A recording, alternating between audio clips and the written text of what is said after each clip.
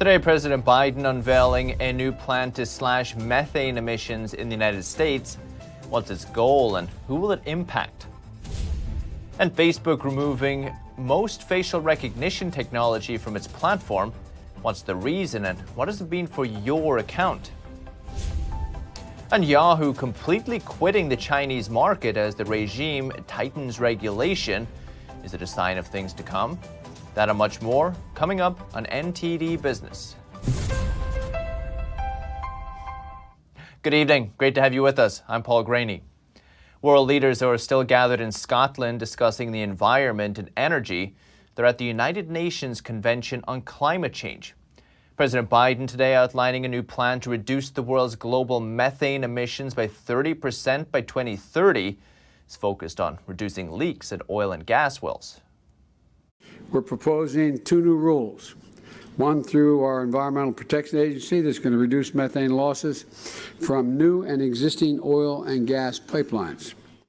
And one through the Department of Transportation to reduce wasteful and potential dangerous leaks from natural gas pipelines. The oil and gas industry as a whole, not just the leaks, accounts for about 30% of the methane emissions in the United States. The White House says the new requirements will reduce emissions from them by about 75%. And while many have championed Biden's ambitious push towards green energy, the president has also faced criticism from the oil and gas industry. An industry group says Biden's policies are hindering U.S. oil and gas companies from producing energy, driving up the price, which in turn results in consumers paying more. So joining us to discuss the Convention on Climate Change is Daniel Turner. He's the Executive Director of Power the Future. It's an energy advocacy organization. Daniel, pleasure to see you. How have you been? Great. Thanks for having me on again. Yeah, you're very, very welcome. Daniel, you've been following it really closely, the convention. I think probably the most pressing concern I've been seeing is about the poorer countries, of course, limiting energy sources or the production of certain natural resources can really hurt these countries. We used to call them developing countries in the past, right? Listening to the speakers and listening to the various initiatives or plans or ideas there, are these poorer countries, are they going to get a pass like we've seen in the past?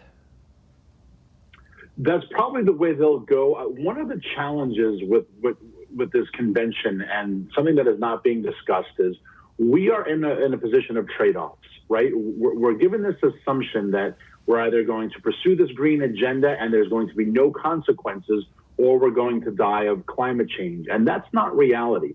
There are trade-offs. One of the huge advantages to fossil fuels is they are very inexpensive and they are very easy to get going. And that is why developing countries in particular like them. It is how China, for example, in the course of a generation, moved most of its population from real poverty into a successful middle class. And most of the African countries are doing the exact same thing. If we punish these countries for using inexpensive and pretty easy to use fossil fuels, we are relegating their populations to stay in poverty. That's a real conversation that should be had, but they're not having that conversation. They're just pretending there are no trade-offs, and that's false.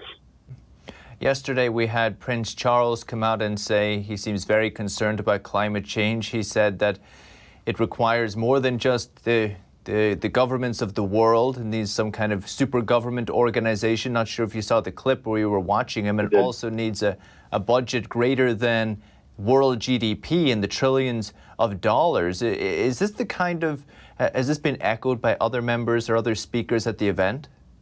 I am a huge fan of European history and Western civilization. I'm fascinated by just the fact that this man can trace his lineage for almost 1,000 years. But when Prince Charles gives up Buckingham Palace and Balmoral Castle in Scotland and Sandringham House, which he only spends about 14 days in a year for Christmas vacation, not to mention Windsor Castle, not to mention his private place, which is called, I forget the name of it, Highgrove House right now. When he gives up some of these estates and the gardeners and the staff and the jets, then Prince Charles can dictate to the rest of us the sacrifices we have to make. It reminds me very similarly of when Bill Gates sat down with Anderson Cooper and they talked about the shared sacrifices the world has to make for climate change. And I thought, boy, here's the world's richest man and a Vanderbilt heir talking to people about shared sacrifice. So none of these folks will ever surrender a drop of comfort, of luxury, of opulence, of convenience, all of which come from fossil fuels. And until they make that sacrifice, until Prince Charles gives up just 4 or 5 of his palaces, maybe then he can lecture the world about how we need to punish ourselves for the climate. I think one of the big viral clips and viral articles online was the fact that it's a climate change conference, but everyone's pulling up in their private jets, right? Yeah, exactly. Exactly. Huge footprint to tell other people to reduce their footprint. And I don't blame them. Scotland is a wonderful country. There's an awful lot of scotch that they don't export outside of the country. So you can get a 21-year Lefroy that you can't get outside of Scotland. I would go to Scotland for this conference too if someone else were paying for it. But it really is kind of nonsensical that these world leaders, 30,000 people are there to tell us that we have to punish ourselves for the climate. When you and I are speaking through teleconference right now, and if it's good enough for me, then it should be good enough for Joe Biden and Prince Charles as well. Very good. Daniel Turner, Power of the Future. Appreciate it. Thank you. Thank you. Another topic at the conference is how to save more forests. But what are the pros and what are the cons? NTD's Phil Zoe has the details. Over 100 world leaders agreeing to work together on saving forests at COP26, or Conference of the Parties 26 in Scotland. Allowing forests to grow. So the reduction of deforestation is one of the solutions. The agreement covers over 13 million square miles of land, including forests in Canada and Russia, to rainforests in Brazil and Indonesia. But managing editor at Environment and Climate News, Sterling Burnett says, developed Western countries are just paying underdeveloped countries to not cut down forests. Like you provide a carbon sink, we'll pay you. But basically what they're saying is, we don't want you to develop like other countries have developed. And so we're going to pay you to stay in poverty. Burnett says reducing fossil fuel use will result in consumers paying more. It means higher energy prices. It means higher food prices. It means higher steel prices. It means higher everything that depends on cheap use of fossil fuels, and our modern societies are built on that. He says that's one reason countries often fail to hit their climate funding for developing countries. Every negotiation, they set stricter targets. Every period of meeting those targets, we miss those targets. I don't expect this to be any different. Developed countries admitted to failing a pledge made in 2009 to provide $100 billion a year in climate finance by 2020. Instead, it would arrive in 2023. The reality is that the developed world will still be late in hitting the $100 billion target. The presidents of Russia and Brazil, along with the leader of the Chinese Communist regime, were missing from the meeting despite supporting the agreement. Phil Zoe, NTD News. And if you ever worked as a driver for Amazon's Flex service, you could be getting a check in the mail for some well overdue tips. The Federal Trade Commission says Amazon was illegally taking the tips from drivers' accounts for almost 3 years. The FTC sued Amazon this year over the issue. Now it's sending out almost 140,000 checks to individual drivers. What happened was when customers placed an order through Amazon's Prime Now or Amazon Fresh services, they were told 100% of the tips sent through the app would go to the delivery driver.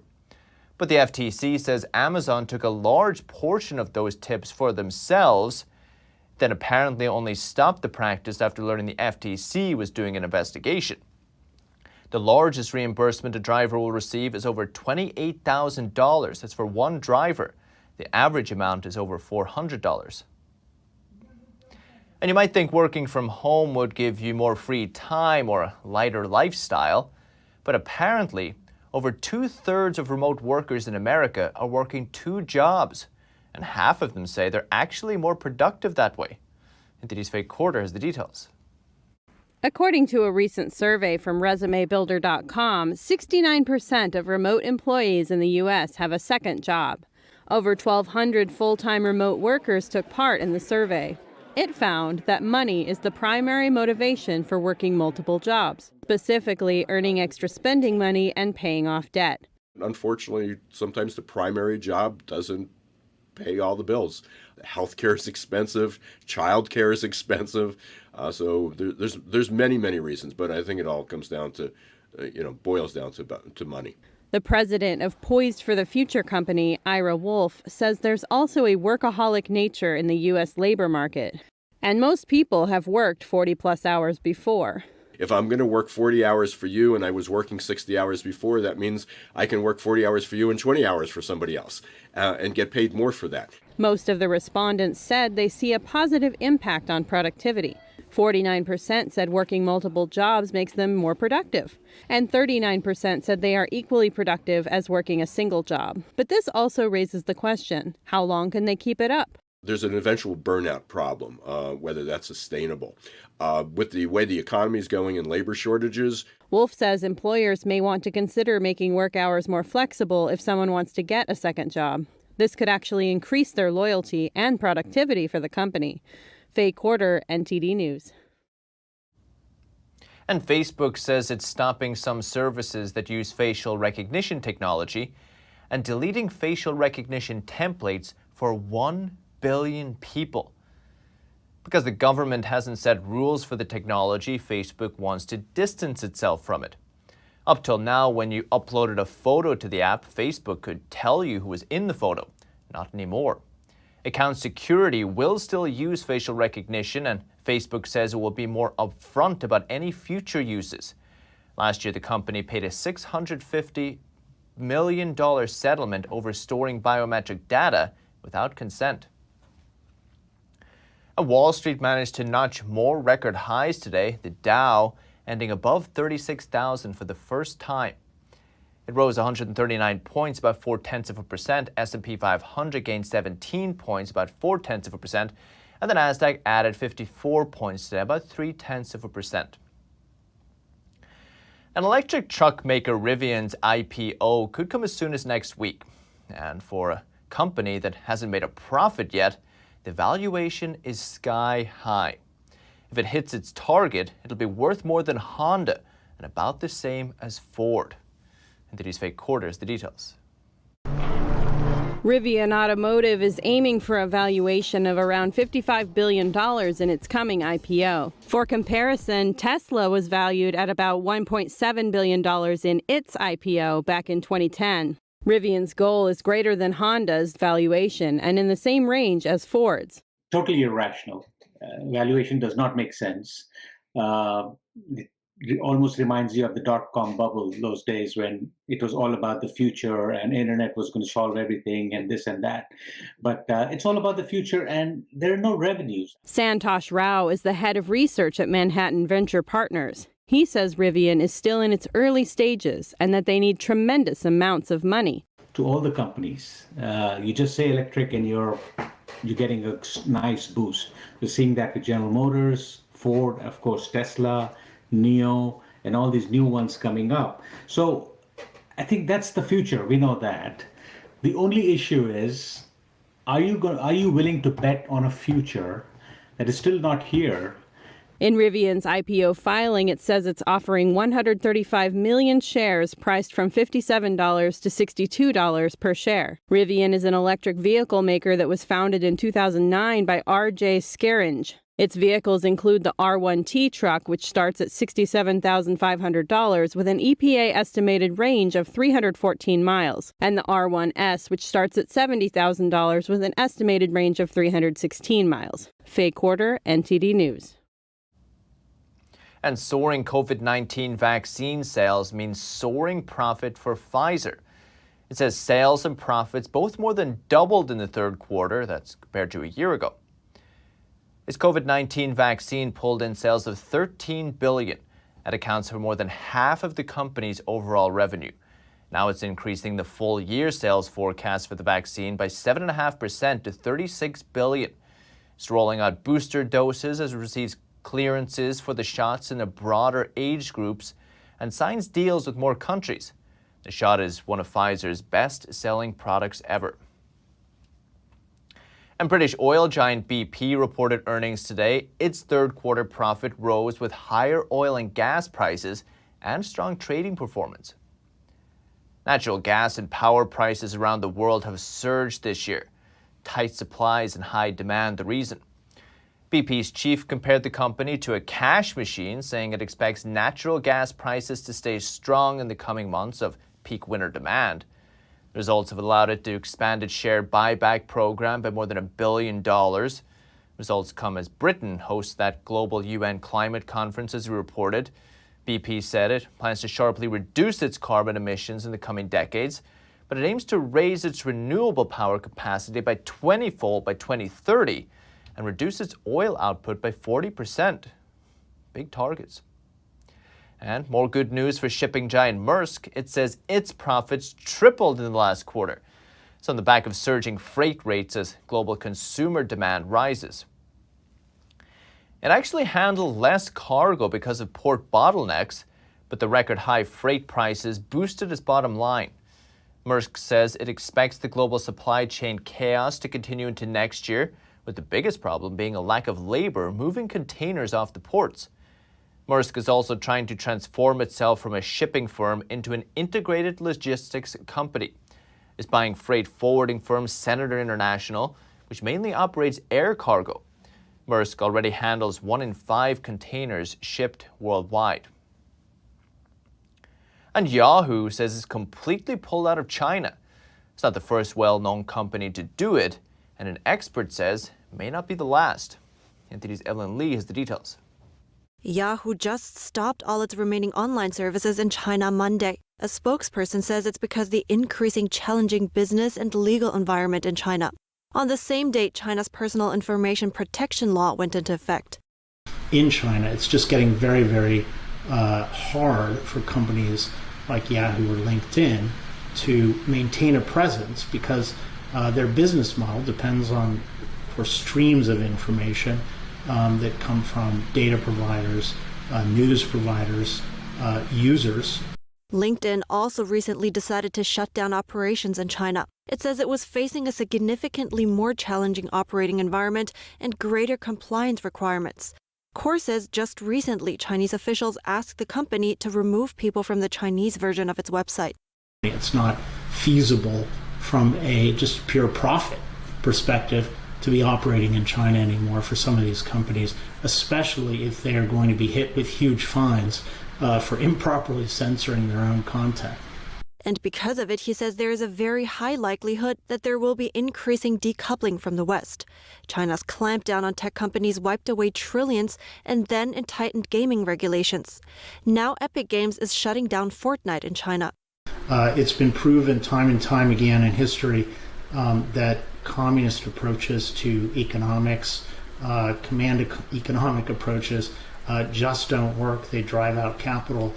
They decrease the efficiency of the production process. Core says he doesn't think the Chinese regime wants to have a closed economy, but it's going in that direction because Chinese leaders think they have more control over the economy than they can possibly have. Evelyn Lee, NTD News. Still to come this evening. A federal agency warning pilots against using 5G cell service in flight. What's the concern and why bring it up now? And a group of blind and visually impaired thrill seekers try indoor skydiving. What do they have to say about the experience? That and more coming up on NTD Business.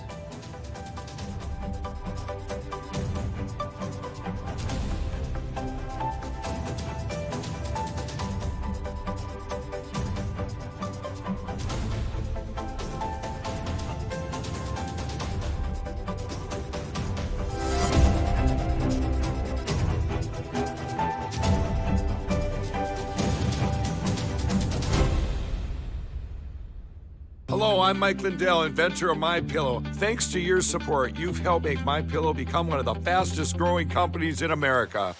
Over the last 12 years, you've helped MyPillow create thousands of jobs right here in the USA. When I got MyPillow, I'm asleep almost immediately. I stay asleep at night and I wake up more well-rested in the morning. That's why I invented My Pillow. My patented fill adjusts to your exact individual needs and helps keep your neck supported and aligned. I'm interrupting this commercial right now. Retailers have canceled My Pillow, and to thank you for your support, I'm gonna pass the savings directly on to you. For example, you get my 6-piece towel sets, regular $109.99, now only $44.98, or My Pillow dog beds for as low as $19.99 with your promo code. For the best night's sleep in the whole wide world, visit mypillow.com. The final end. The end of mankind. The end of this wretched world. I came as a man of peace and the world bought it. Can you believe that? They even took the mark of the beast. Fools! Why did God even make human beings? To glorify His name. But we were fools, and many will spend eternity in hell. May God have mercy on their souls. But fools are fools are fools. Satan loves fools, and so do I.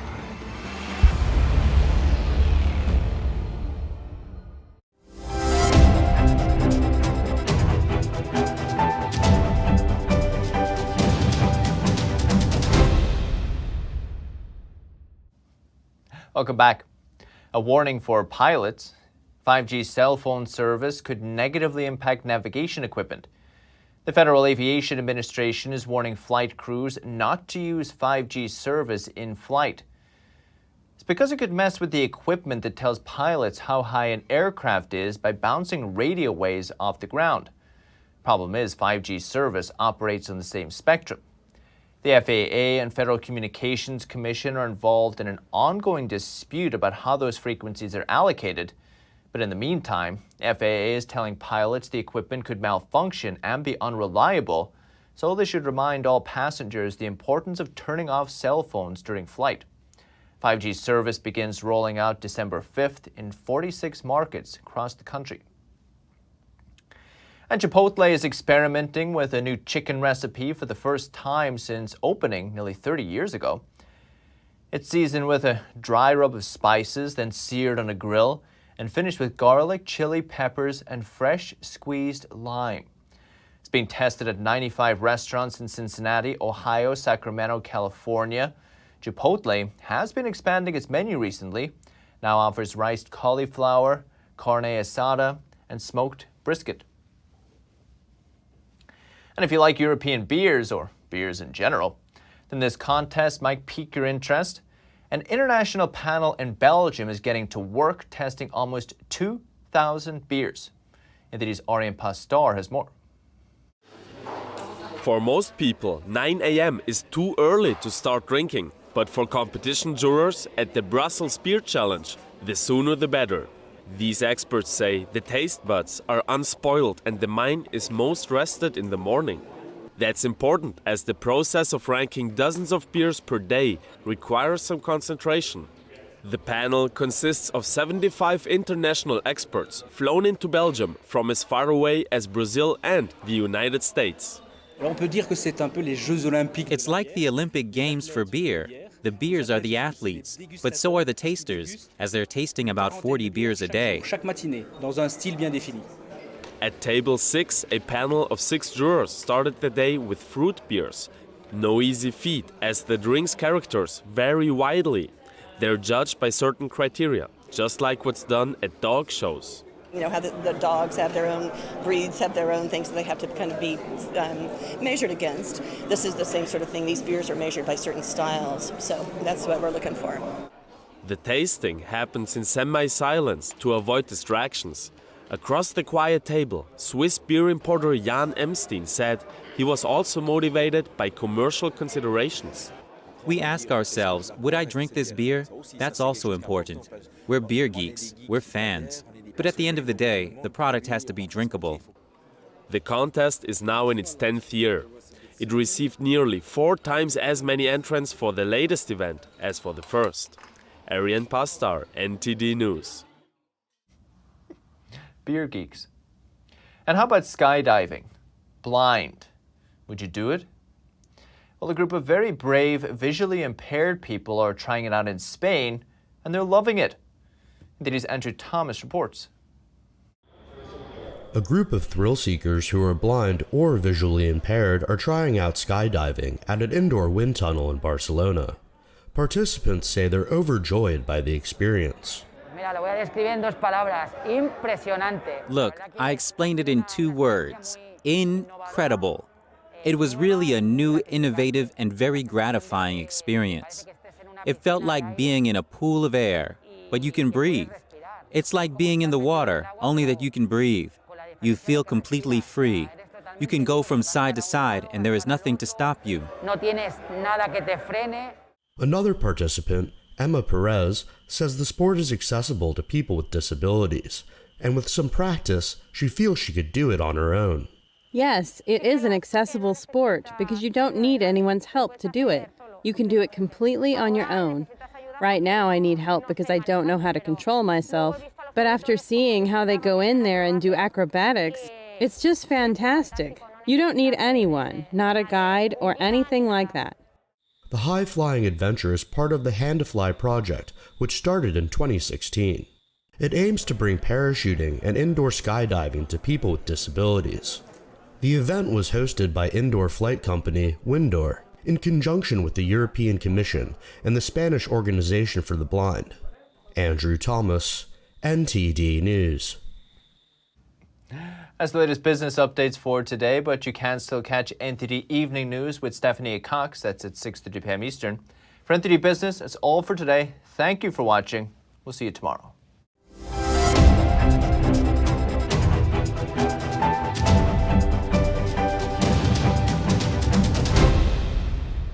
Thanks for watching us on YouTube. Don't forget to catch all of our programs on TV. NTD Evening News is on every weekday at 6:30 p.m. Find your local NTD channel at ntd.com/TV.